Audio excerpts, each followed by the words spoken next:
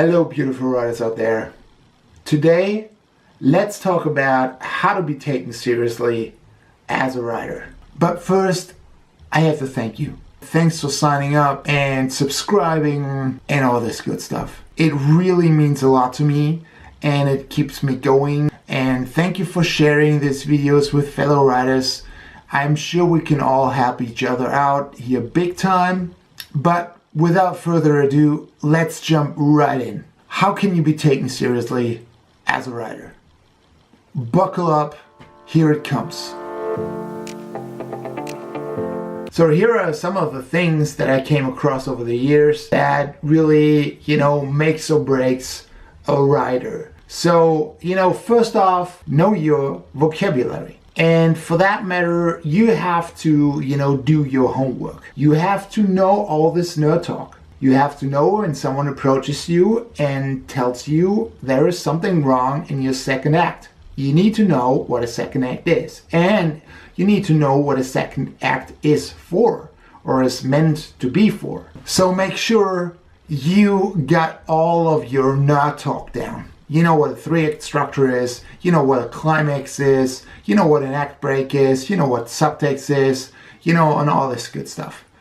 Be familiar with your words and be familiar with your vocabulary. Okay, come a little closer here. The next one is super important. Keep your deadlines. All right, but first off, there are two things that really, really matter when you want to work in this industry. First off, it's have you ever finished something you started writing? Finishing is the most crucial aspect when someone starts to judge a writer. Because you can deliver a very shiny logline and you can deliver almost perfect first act. But the thing is, if you cannot finish what you've promised on, everything will, just fall apart. So people will, often ask you, how many things have you written? And by that, they are referring to stuff that you have actually finished writing.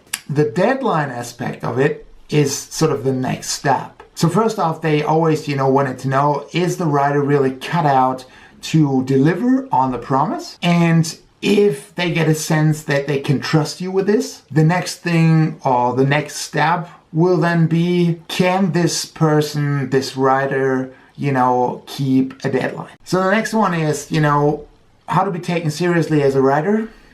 Listen. Okay, you might think, yeah, well, I do listen. But the thing with listening is, you should not listen with the intent to reply. You should listen with the intent to understand.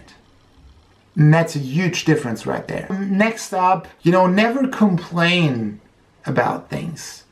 But this also does not mean that you should never, speak up your mind. That's totally different. You should fight for what you believe in. Absolutely. But complaining will get you nowhere. Complaining is so energy consuming. Complaining, the only thing that complaining really does, it really stirs up so much negative energy. Start with yourself. Don't be negative about things. I mean, really, seriously, stop complaining, but fight for what is dear to you. Fight for the stuff. But be diplomatic, be smart about it. Try to listen and feel the room and feel what people, are up to.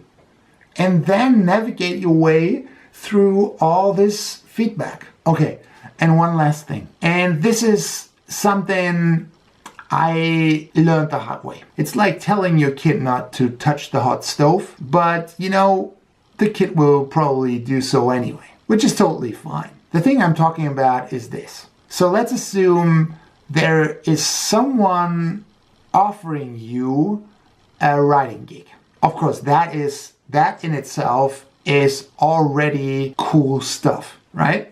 Because it feels like you're now taken seriously as a writer and someone wants to pay you to write. So why would you not, go there? the reason why you should probably not consider doing it is if you sit in the meeting and you talk about your visions. And at the end of the day, your gut feeling tells you that it's not really clicking. You're not clicking. If you're not clicking, I tell you from my own experience, you should walk away right there. This will not end good. So even though there's someone who wants to pay you, but now your gut feeling tells you to not go there, I would really highly recommend not going there. Two things will happen. It will be hell on earth, to even write that, and you will never get on the same page. And the other thing is, this will leave such a bad taste, with the person who hired you, that this person will not only not hire you ever again, this person will also tell all the other people who wanted to or are thinking about or looking for writers to hire that they should not hire you because you're trouble. That's, a bad reputation. Don't ever go there. But like I said, there are experiences out there that you have to make on your own. Someone told it to me too, and what happened, I did, take the job.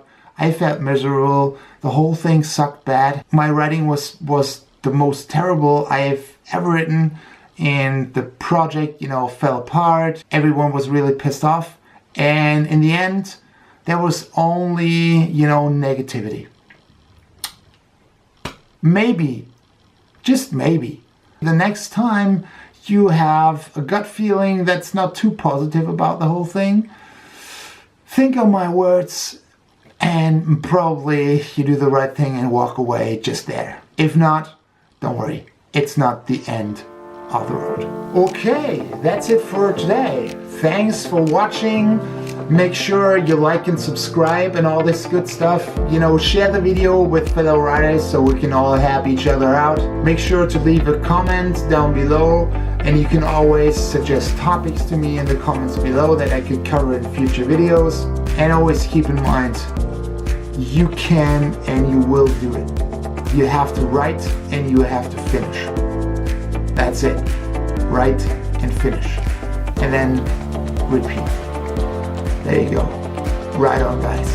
See you in the next one.